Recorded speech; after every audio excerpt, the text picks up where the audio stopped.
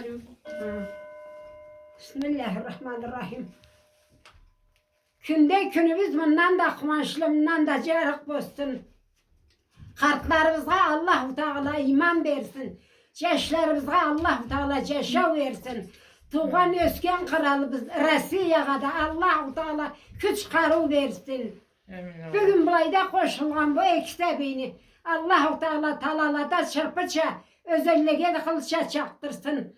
Alaç edip çılgan cemaatinin de Allah-u Teala dileklerinizi kabul etsin, yüreklerinizi mamur etsin, acellerinizi sabır etsin.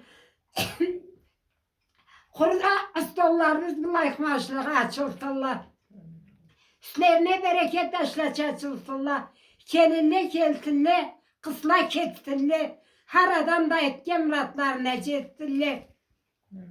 Bugün bizge kelin kelgen de kuvançığa, ulallah tuvsullah kayıllarına cıvançığa. Kayıllar kelillerine kuvansınlar, tuvan tuvdukçukla cıvansınlar. Kelgen kelinde betin kögertip kayıllarına durmasın. Eri bile düşken zamanda eşiklerini katı vurmasın. Cıvar zamanda savutlarını tıkırdatıp cümmasın. Bereket olsun etken aşı, carık olsun közü kaşı. Komşuları sürerçe, düşmanları köyerçe.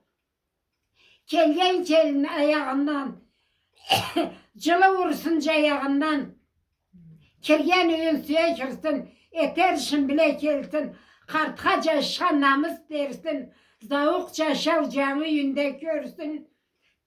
Cıltırasın kunduzça, köp yaşasın kökte cıldızça. Kelgen kelini al tapkanı caş bozsun. Tellerine baş bozsun.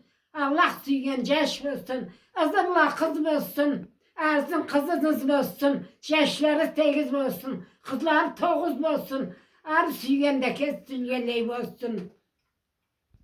Allah'ım tavlu millet caz başında terekle çaçaktırlar.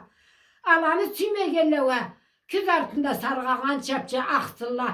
Emin degen tileğin tapsın, emin demegen tilin kapsın. Sağ bol olsun ilağanız. Ondan sonra ne aytayım? Aytıp başlasana söze köpte tabalım. Büyük sağ bol. Sizin de Allah-u Teala cürgen ceriz mamuk bolsun. Yaşagan dünyanız carık bolsun. Ömrünüz uzak bolsun. 100 yıllarla Allah ömür versin. Sağlıklı olun, sağ yaşağız.